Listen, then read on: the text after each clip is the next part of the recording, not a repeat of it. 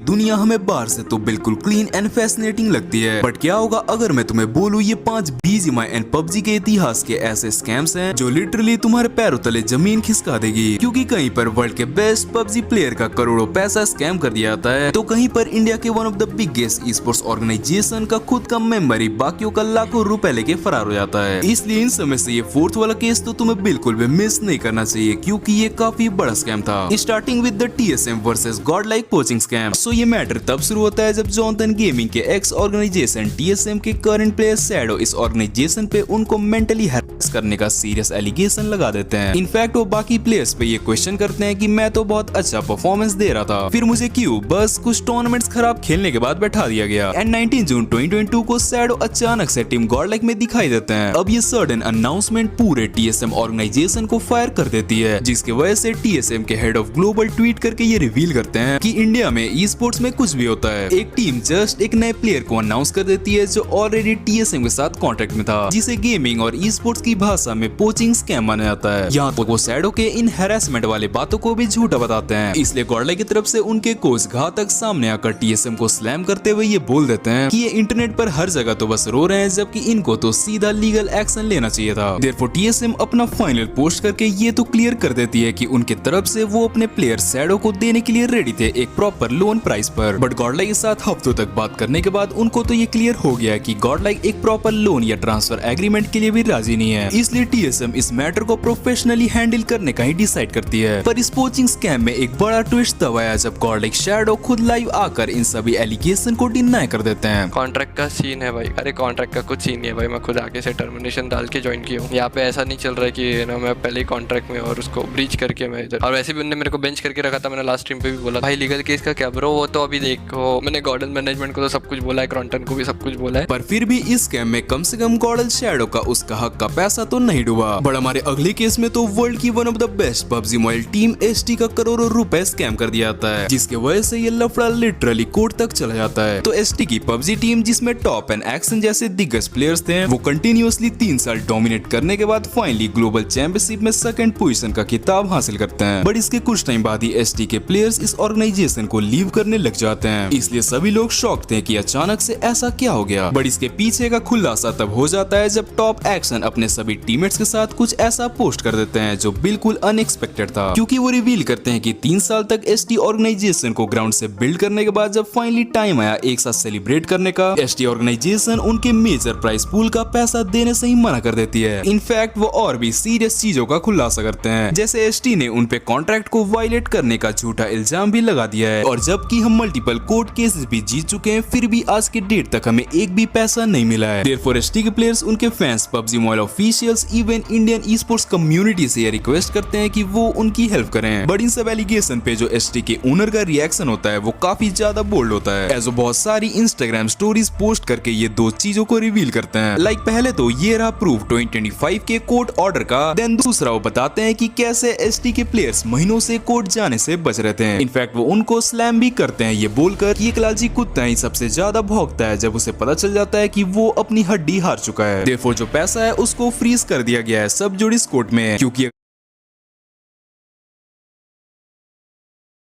21 डेस्ट्रो जैसे ही एक organisation name lights out esports को ज्वाइन करते हैं, उनको ऑलरेडी दाल में कुछ काला लगने लग जाता है, क्योंकि पहले तो ये ई स्पोर्ट्स इंडस्ट्री में बिल्कुल एक नया नाम था जो अचानक से इंडिया आ जाता है। और दूसरा जो एनोनिमस बंदा उस साइड से डेस्ट्रो से बात कर रहा था, वो पूरे टीम को कॉन्ट्रैक्ट देने से ही मना कर देता है, एज उसका कहना था कि टेंशन नॉट, ये कॉन्ट्रैक्ट का काम हम बाद में कर लेंगे। बट फिर जब डेस्ट्रो उस बंदे का financial status and background check करता है, वो बंदा पेपर रिकॉर्ड्स में काफी जेन्युइन लगता है। देयरफॉर डेस्ट्रो और उसकी पूरी टीम इसी नाम के साथ टूर्नामेंट्स को खेलना शुरू भी कर देती है। और सरप्राइजिंगली वो सस्पिशियस बंदा इन सब को उनकी आधी सैलरी एडवांस में पे भी कर देता है। पर असलियत में तो ये सब बस एक ट्रैप होता है, क्योंकि जब समय आया बूट कैंप का रेंट और प्लेयर्स की सैलरीज देने का, तब वो बंदा अजीब से बहाने बनाने लग जाता है, जैसे मैं अभी इंडिया नहीं बल्कि जर्मनी में हूँ, मेरा बैंक अकाउंट भी फ्रीज हो गया है। यहाँ तक वो प्लेयर्स को ही बोल देता है बूट कैंप का रेंट अपने खुद के पॉकेट के पैसों से भरने के लिए। देयरफॉर इस सब के कारण डेस्ट्रो को डायरेक्टली उस बंदे को ये बोलना पड़ता है। जब हमारा बहस ही हो गया बिल्कुल ऐसा कि भाई हमने उसको बोली थी कि तू स्कैम कर रहा है, बंदा सा लेके आता है कम्युनिटी में, उस टाइम था ऐसे ही, हमारी और